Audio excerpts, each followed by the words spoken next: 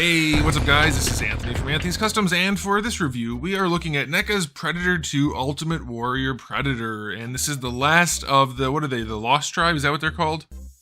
These Predator 2 Predators, this is the last one I have to review of them, so I'm going to do my question of the day right now, get it out of the way. Which is your favorite? You can go fiction-wise, suit-wise, or figure-wise. For me, I'm leaning heavily towards the Elder, maybe the Boar. Not sure. Let me know what you guys think. But anyway, this is much like the other ones. There's a lot of good stuff about it. Some things that aren't so great, but it's more Predator. So let's go ahead and get it off the stand and take a closer look. Okay, as is customary now, we have to look at my package before we get into the figure. On the front, we have some nice artwork. I like that. It's a little more subdued, but it looks pretty good. Same sides as always. And then you get the back where you have some photos, and then the other assortment of figures back here. Okay, and then on the front, figure photo and figure window. Nice packaging as usual for NECA. Okay, this guy stands roughly, let's call it 8.5 inches to the top of his melon. That's going to make him just about 21.5 centimeters. Here he is up against a Marvel Legends figure. So these are supposed to be 7-inch scale. I don't know, aren't they supposed to be? It's not that. I think they're somewhere in between 7 and 6-inch scale, as people like to say. It's 1/12 and 1/10 scale, more or less. I think they're somewhere in between that, honestly, because I don't think they're quite big enough for 7-inch figures. And then they seem just a bit too big, but you guys can let me know what you think about that. Okay, so this is basically, now I'm not the biggest Predator lore buff, but I'm pretty sure this is close to the Predator 2 basic Predator. What do they call that? The City Hunter? But blue, I think. And then the different helmet. You guys can let me know if I'm wrong, but it looks to me like he's got just the basic Predator 2 armor on, I think. Okay, so he's blue. Do you guys like that? For me, I do not like that. It's too, like, I get that some Predators have different color schemes, but to me the blue is just a bit too out there. I don't care for it personally, but objectively, they did a good job. If you look at his torso, there's a lot of shading in there to really bring the skin to life. There's highlights, there's lowlights, there's obviously the net, the stripper fishnets, the gray lining, like his little, whatever you call that, skin coloration. It's all very, very nicely done. His armor is a little bit less interesting. It's almost all just that pewtery color, but it does have a wash, and I don't know about dry brush, but at least a wash on there. It looks pretty good. The glove details, I don't know why it's that brown for the leather, but maybe that's accurate. Again, I'm not super into this particular Predator, but they're there. His claws on his toes are painted a darker blue, same thing for his hands. And then his helmet has the very faint striping at the top. The eyes are just black. So he's got the least probably out of all of them going on aesthetically, but what is there is very clean. And I will note one thing that I like about this, his little wrist thingy that opens up. Be very careful opening that. Although I haven't had one break in a long time, they did paint the numbers in there. I like that. So there you go. All right, it looks pretty good. The pin's not the right color, really.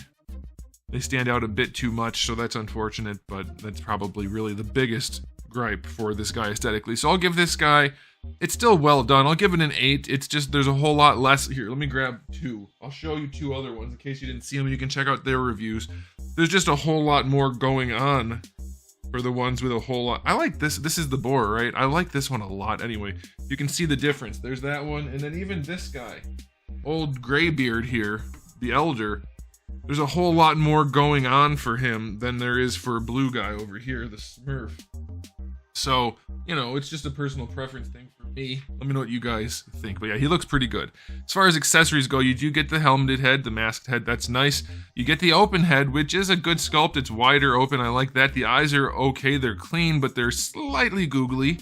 And then the connection points where the jaw connects to the face, not as seamless as some of the other ones. It still looks good overall, and when it's on the shelf, you're not going to see the flaws. But it's not as good as some of the other ones, despite still being really good. So be aware of that. He does come with the usual 2 open hands on him in the package. Then you get 2 gripping hands in one other hand. You get his skull and a skull and spinal column accessory. We've seen those before. You get the little forearm blaster cover plate, and then the one where it actually lifts out a little bit for the blaster. You get the open and closed throwing disc. You get a blast effect for his shoulder cannon. It is a different blast effect than the orange one. It's pretty nice looking, I guess. You get his mace or flail. I don't know what you would call this exactly, but it's a cool bendy weapon, so that's nice. You get the space pine cone, then you get the extended space pine cone. Then you get what looks kind of like a space pine cone turned into an axe, which is humongous and really cool looking. So that's a pretty good spread of accessories. I will note this body does have the little port in the back for the little clip to hold the space pine cone. Came with no clip. That used to happen sometimes on the figures all the time. Then I think, not all the time, it used to happen sometimes, and then it started happening all the time, so I think it was a conscious decision to not do those. Let me know if you bought this figure, if you have a little clip back here or not. I'm guessing no one got the clip. So accessory wise, 9 out of 10. Really, really good spread of accessories. I do think it's time for some better sculpted hands. I don't love the hands that we get. Okay, and then maybe like an alternate head or something, like another open mouth, closed mouth. I can't speak anymore. I'm not getting enough sleep. Open mouth, closed mouth situation. Okay, so there he goes. Let's talk about the articulation. We'll start with the blaster as soon as we get back into focus. He's got the Predator 2 blaster, so it just slides forward and back on this rail. Get his dreads out of the way. It's not the most refined piece of equipment because this is just soft PVC.